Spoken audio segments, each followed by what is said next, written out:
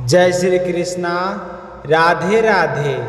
महादेव के भक्तों को प्रदोष व्रत की हार्दिक शुभकामनाएं। साल 2026 का पहला प्रदोष व्रत माघ मास के कृष्ण पक्ष में आया है, जो कि हमारी समस्त मनोकामनाओं को पूर्ण करने वाला है। शुक्ल प्रदोष का व्रत करने से जातक को धन, वैभव, मान सम्मान और मन की हर मुराद पूरी होती है। तो आज इस पावन अवसर पर अपने सुनते हैं शुक्र प्रदोष व्रत कथा, क्योंकि अब की बार त्रयोदशी तिथि शुक्रवार को है, तो इस प्रदोष को शुक्र प्रदोष व्रत कहा जाता है। बोलिए महादेव की जय हो, बोलिए माता पार्वती की जय हो। प्राचीन काल की बात है, एक अस्मिर्द नगर में 4 घनिष्ठ मित्र रहा करते थे। चारों बचपन के साथ पले बढ़े थे और एक दूसरे के सुख दुख के सच्चे सहभागी थे। उनमें से एक क्षत्रिय कुल का युवक था, दूसरा वैश्य परिवार का था और तीसरा ब्राह्मण का पुत्र था और चौथा एक साधारण कृषक का बेटा था। समय बीतने के साथ चारों के जीवन में परिवर्तन आया। क्षत्रिय और ब्राह्मण पुत्र का विवाह हो चुका था। वैश्य पुत्र का विवाह तो तय हो गया था, परंतु अभी गौना नहीं हुआ था और कृषक पुत्र अभी अविवाहित था। एक दिन चारों मित्र एक पीपल के वृक्ष के नीचे बैठे जीवन और गृहस्थी की बातें करने लगे। तभी ब्राह्मण पुत्र ने कहा, मित्रों, गृहस्थ जीवन का सुख तभी पूर्ण होता है जब घर में धर्मपत्नी का वास हो। जहाँ नारी का सम्मान और साथ नहीं, वहाँ सुख और शांति भी टिकती नहीं है। तो यह सुनकर वैश्य पुत्र का मन विचलित हो उठा। उसने सोचा, मेरे घर में तो पत्नी होते हुए भी उसका वास नहीं है, क्या मेरा घर भी अधूरा और अशांत है? यह विचार आते हुआ घर पहुंचा और अपने माता पिता से बोला, पिताजी, मैं अब विलंब नहीं करना चाहता, मैं अपनी पत्नी को विदा कर घर लाना चाहता हूँ। तो वैश्य पिता अनुभवी और धर्मज्ञ थे। उन्होंने शांत स्वर में कहा, बेटा, अभी गुरु और शुक्र अस्त है। इस दिन बहू बेटियों को विदा कराना शास्त्र सम्मत नहीं है। थोड़ा धैर्य रखो, शुभ समय आने दो। परंतु पुत्र का मन जिद पर अड़ गया। उसने किसी की बात नहीं मानी और उसी दिन ससुराल के लिए निकल पड़ा। ससुराल पहुंचने पर सास ससुर ने भी बहुत समझाया, परंतु जब जिद नहीं मानी तो विवश होकर अपनी कन्या को विदा कर दिया। पति पत्नी नगर के बाहर ही निकले थे कि अचानक घोर संकट आने लगे। मार्ग में तेज आंधी तूफान आया, बैलगाड़ी पलट गई, पत्नी को चोटें आई और सारा सामान बिखर गया। आगे बढ़े तो राह के ठगों ने उन्हें घेर लिया और जो कुछ भी था सब लूट लिया। किसी तरह रोते बिलखते वे घर पहुँचे ही थे कि वैश्य पुत्र गंभीर रूप से बीमार पड़ गया और शरीर में ज्वर बढ़ता गया, सांसें उखड़ने लगी। वैद्य बुलाए गए, ज्योतिष देखे गए, तब पता चला कि अशुभ काल में किए गए कार्य दुष्परिणाम है। यह समाचार सुनकर ब्राह्मण मित्र वहाँ आया। उसने कहा, सेठ जी, अभी भी समय है, आप अपने पुत्र और पुत्रवधू को वापस मायके भेज दीजिए और दोनों से प्रदोष व्रत कराइए। भगवान शिव की कृपा से संकट टल सकता है। तो सेठ जी को मित्र की बात हृदय से उतर गई। उन्होंने तुरंत वधू को मायके भेज दिया। वहां पहुंचते ही वैश्य पुत्र की स्थिति धीरे धीरे सुधरने लगी। दोनों पति पत्नी ने श्रद्धा और नियम से प्रदोष व्रत करना आरंभ किया और शिवलिंग पर जल बेलपत्र चढ़ाने लगे और सच्चे मन से भोलेनाथ का स्मरण करने लगे। कुछ ही समय में वैश्य पुत्र पूर्णतः स्वस्थ हो गया। समय आने पर उन्हें सुशील, तेजस्वी और संस्कारी संतान की प्राप्ति हुई। घर में फिर से सुख शांति और समृद्धि लौट आई। जीवन भर धर्म, व्रत और सेवा के मार्ग पर चलते हुए अंत में दोनों शिवलोक को प्राप्त हुए। तो हे महादेव, जिस प्रकार आपने प्रदोष व्रत के प्रभाव से उस दंपति की रक्षा की।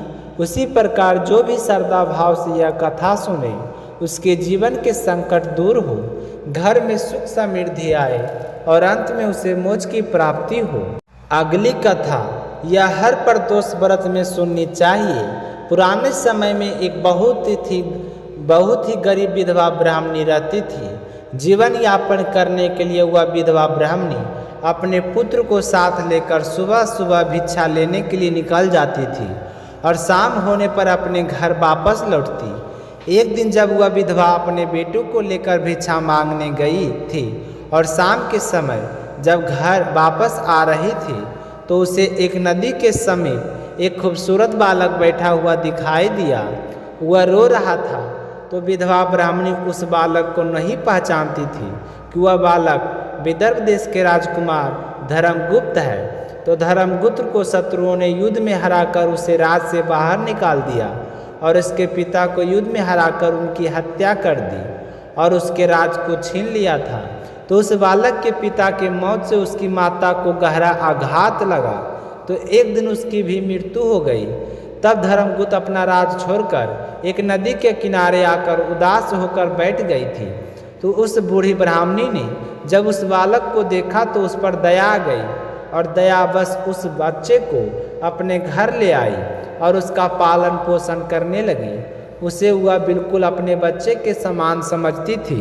इस तरह दोनों बच्चे के एक साथ पलने बढ़ने लगे। एक दिन की बात है कि वह ब्राह्मणी दोनों बच्चों को साथ लेकर मंदिर में दर्शन करने गई तो मंदिर में उनकी मुलाकात सांडिल्य ऋषि से हो गई। तो ऋषि सांडिल्य एक बहुत ही महान ऋषि थे जिन्हें सभी मानते थे। जब ऋषि सांडिल्य ने धर्मगुप्त को देखा तो उस ब्राह्मणी को बताया कि यह बालक विदर्भ देश के राजा का पुत्र धर्मगुप्त है। इसके पिता युद्ध में वीरगति को प्राप्त हुए हैं।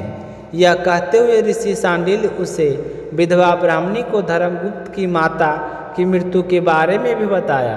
जब उस ब्राह्मणी को यह सारी बातें पता चली तो वह बहुत ही दुखी हुई। तो ऋषि सांडिल्य ने उस ब्राह्मणी को कहा कि प्रदोष व्रत करो। यह कहते हुए ऋषि सांडिल्य ने प्रदोष व्रत की सारी विधि बताई। तो व्रत की सारी विधि जानकर वह ब्राह्मणी अपने दोनों पुत्र को लेकर घर आ गई और तीनों ऋषि सांडिल्य के बताए हुए नियमों का पालन करते हुए प्रदोष व्रत करने लगे। पर उन्हें व्रत के फल के बारे में कोई भी जानकारी नहीं थी। कुछ समय व्यतीत होने के बाद एक दिन वह दोनों बालक जंगल में घूम रहे थे। तभी वहाँ पर कुछ गंधर्व कन्याओं को घूमते हुए देखा। तो ब्राह्मणी का जो बालक था वह तो उन्हें देखते ही अपने घर वापस आ गया। पर राजकुमार धर्मगुप्त वहीं पर ठहर गया। धर्मगुप्त गंधर्व कन्या असुमति की ओर आकर्षित हो गए। कुछ देर दोनों एक दूसरे की तरफ देखने के बाद आपस में बातें करने लगे। बात करते करते गंधर्व कन्या और राजकुमार दोनों एक दूसरे के प्रेम हो गया। तब धर्मगुप्त असुमति से विवाह करने के लिए उसके पिता से मिलने गए। जब अंशुमति के पिता को यह पता चला कि वह बालक विदर्भ देश का राजकुमार है तो उन्होंने भगवान शिव की आज्ञा का पालन करते हुए अपनी पुत्री अंशुमति का विवाह धर्मगुप्त के साथ कर दिया। तो अंशुमति से विवाह होने के बाद में राजकुमार चंद्रगुप्त की किस्मत के सितारे पलटने लगे। राजकुमार चंद्रगुप्त ने बहुत से संघर्ष के बाद फिर से अपने गंधर्व सेना का निर्माण किया और विदर्भ देश पर आक्रमण कर दिया। उनके बीच खूब युद्ध हुआ। युद्ध होने के बाद धर्मगुप्त को विजय हासिल हुई और अपना राज वापस मिल गया। कुछ समय व्यतीत होने पर धर्मगुप्त को इस बात का एहसास हुआ कि उन्हें जो कुछ भी मिला उसकी माता और उसके प्रदोष व्रत करने का फल है। उनके प्रदोष व्रत करने से भगवान से प्रसन्न होकर उनके जीवन की सारी कठिनाइयों को दूर किया।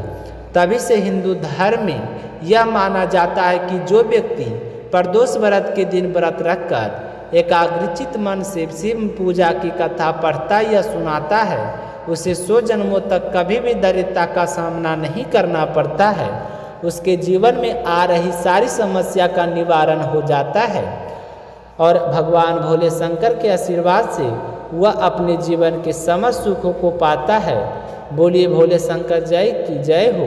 तो ये थी आज की कहानी। आप सभी सुनकर जरूर पसंद आया होगा। अगर आप शिला भक्ति चैनल पर पहली बार कथा को सुन रहे हैं तो चैनल को सब्सक्राइब जरूर कीजिएगा और साथ ही शिला भक्ति चैनल को जरूर आगे बढ़ाइएगा। आपका हमारा उम्मीद है कि आप जरूर हमें सपोर्ट कीजिएगा।